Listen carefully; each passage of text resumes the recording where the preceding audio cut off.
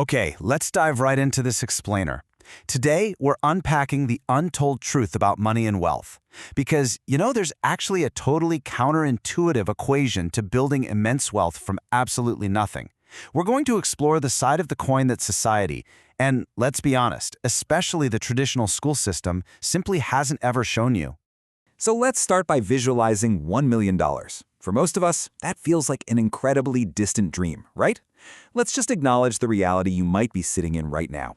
You're probably working a job you got using the degree you spent years studying for, yet you likely don't have much in savings. Your living expenses feel ridiculously high, you kind of feel underpaid, and there's a very good chance you've got some pesky student debt or a credit card balance just hanging over your head. Now let's rapidly scale that up. $100 million. I mean, the jump is just staggering. It starkly contrasts against an average, everyday bank account balance. It's a number so huge it almost stops feeling like real money and starts feeling like pure leverage. The kind of money that builds hospitals or funds space programs? And to truly grasp the unimaginable scale of the wealth we're talking about today, consider this multiplier: 117 times $1 billion. That represents the net worth of Jeff Bezos, the founder of Amazon. When you put that next to a standard monthly paycheck, well, the gap isn't just large, it's an entirely different universe. Seeing millionaires and billionaires, especially the ones who get there at a young age, naturally leads to one burning question: how did they do it? It completely baffles you, right? And honestly, sometimes it even makes you angry. It's entirely valid to feel frustrated, to think they just got lucky, or they were born into it, or they somehow cheated. You come to this harsh realization where it feels like a rigged game, and you are just stuck on the losing side. Which brings us to Section 1, the wealth illusion. Let's look at how we can change those beliefs. Now, this data completely blows up the inherited wealth stereotype. A report by WealthX analyzed the world's ultra-wealthy. We're talking individuals with a net worth of $30 million or more. And guess what? A massive 68% of them are entirely self-made. They didn't inherit their fortunes, they literally built them from the ground up.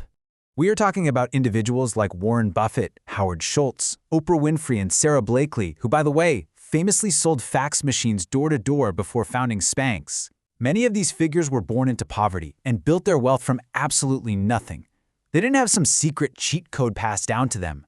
Instead, it proves that there's a fundamentally different equation to wealth that they understand and that most of us simply missed. Moving right along to Section 2, the time trap, and the flawed equation we've all been taught. So here is the stark contrast between the two models. First, think about the flawed, two-dimensional equation you've been taught your whole life. Money equals a salary earned from a job, which is intrinsically tied to time, right?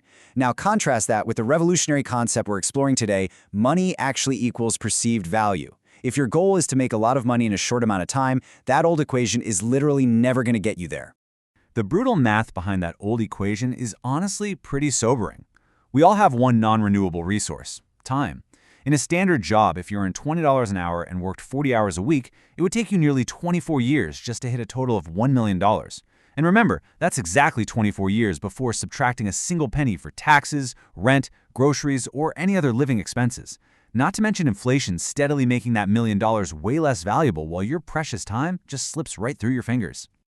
That leads us to Section 3, the true wealth equation, which is all about perceived value. Okay, so the core rule of the capitalist game is actually really simple. You are paid in proportion to the perceived value that you have. And the people perceiving that value, that's the market, the everyday consumers making purchasing decisions. This means money isn't tied to how hard you physically work or how much you sweat. It is strictly tied to how the market values your output. Let's compare a cleaner to an accountant to make this concrete. The cleaner might be sweating, tiring himself out every single day, working incredibly hard physically, yet he's paid far less than the accountant who's sitting comfortably behind a desk. Why? Because replaceability strictly dictates market pay. The cleaner's job isn't difficult to learn, so pretty much anyone can replace him. The market perceives his value as lower. The accountant, on the other hand, spent years studying numbers and saves clients thousands on their taxes. The market perceives his value as vastly higher, so he's compensated accordingly. Let's transition to Section 4, solving problems at scale. This is the wealth blueprint. There's a somewhat paradoxical truth at the heart of all this. If you want money, solve problems. Basically, you have to stop chasing money directly. If you solve $1 million problem, well, the solution will make you millions. If you solve $1 billion problem, like say how Amazon fixed the incredible hassle of driving to physical stores, waiting for deliveries and finding cheaper prices, That yields $1 billion reward. So, here is the actual wealth-building framework in action. Step 1. Listen to the market and identify a deep frustration. What do people constantly complain about being inconvenient? Step 2. Create a focused solution to that exact problem. Step 3. Make it scalable so it affects a massive magnitude of people rather than just your local neighborhood. And step 4, automate your processes. You want to outsource tasks and build systems so the business runs like a well-oiled machine without you having to touch every single moving part. To put that into perspective, consider a yoga teacher charging $100 an hour. Congratulations, but you've really just created another time-bound job disguised as a business. You can only physically teach so many hours a day, right? Now, compare that to an infinitely accessible, scalable business, a 24/7 online yoga course. You create the lessons exactly once, and it can be purchased by thousands of people simultaneously without requiring a single extra minute from you. That is what infinite scale looks like. And when you build a scalable, automated solution, you finally reach the final stages of the business build, the payoff. At this point, your machine allows you to do one of two things. You can cash in, meaning you sell your company entirely. Think of Instagram being acquired by Facebook for $1 billion or PayPal selling to eBay for $1.5 billion.